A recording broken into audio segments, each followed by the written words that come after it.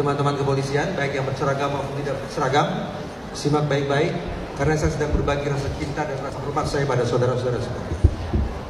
Saya tidak punya alasan untuk berada pada posisi berseberangan dengan saudara, kecuali terus-menerus menyemangatkan saudara untuk menjadi insan tribrata yang profesional.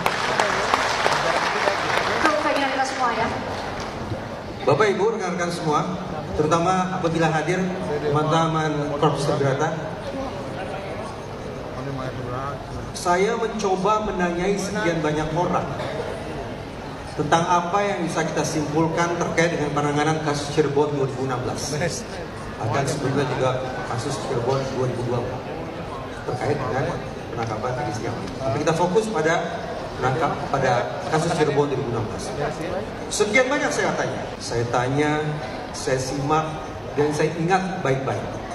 5 orang saya tanya, diantaranya 5 orang menghasilkan teori berbeda tentang apa yang kita bisa pahami dari kinerja Polri dalam mengungkap kasus Cirebon 2016. Salah seorang yang saya tanya, tiba-tiba saya ingat, adalah orang di samping saya. Jadi kalau tidak puas, tanya beliau. 5 teori, 5 penjelasan tentang apa yang terjadi dalam pengungkapan kasus Cirebon 2016. Ada yang menyebut ini sebagai kelalaian sekaligus kekhilafan. Ini sebetulnya teori disampaikan oleh Bang Luli. Kelalaian dan kekhilafan. Saya pikir kosakata yang dipakai oleh beliau adalah kosakata cari aman. Sehingga tidak terlalu tertarik saya untuk mendalami makna kelalaian dan kekhilafan itu. Ada yang lebih serius yang memakai teori ini adalah manifestasi dari kesetiakawanan yang menyimpang. Sesama anggota kepolisian mencoba menutup-nutupi penyimpangan, aib, dan kesalahan yang dilakukan oleh sejawat mereka. Apakah teori ini valid atau tidak?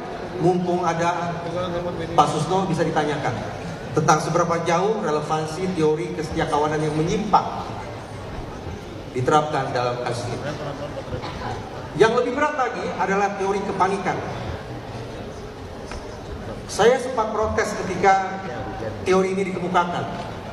Bagaimana mungkin polisi berhadapan-hadapan dengan kuli, yang panik justru polisi?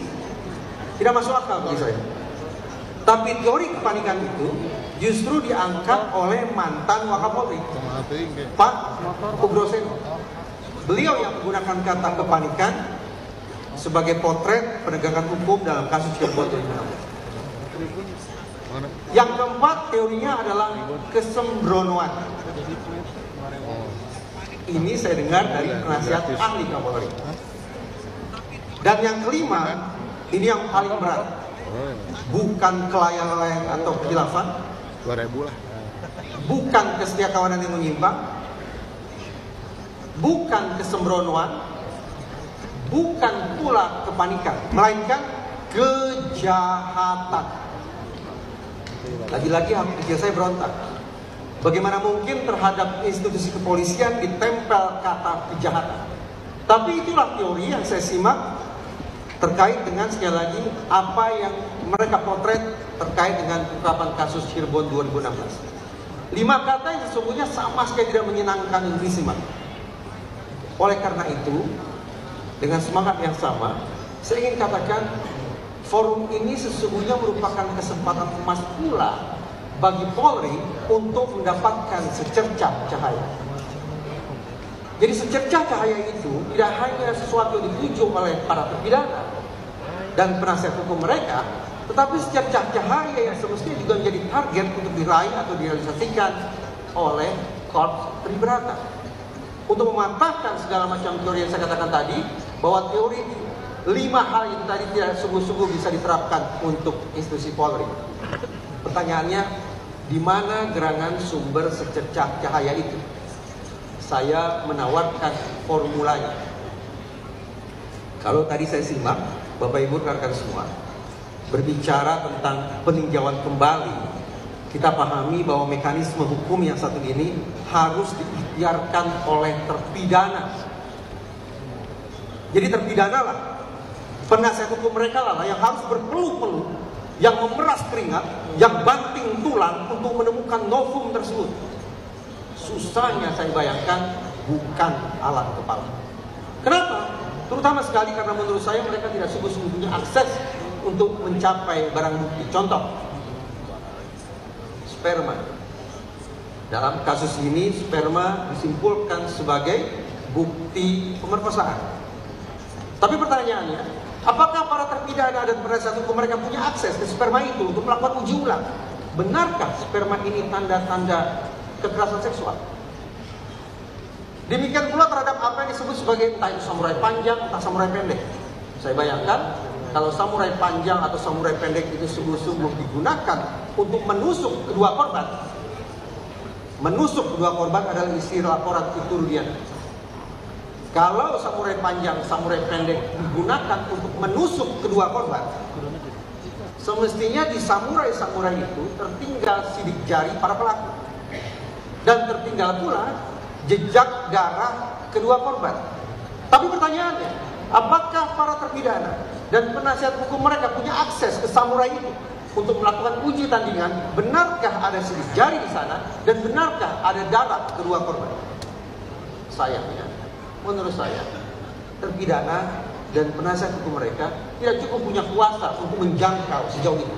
Karena itulah, menurut saya Bapak Ibu rekan semua serta teman-teman Polri yang saya cintai,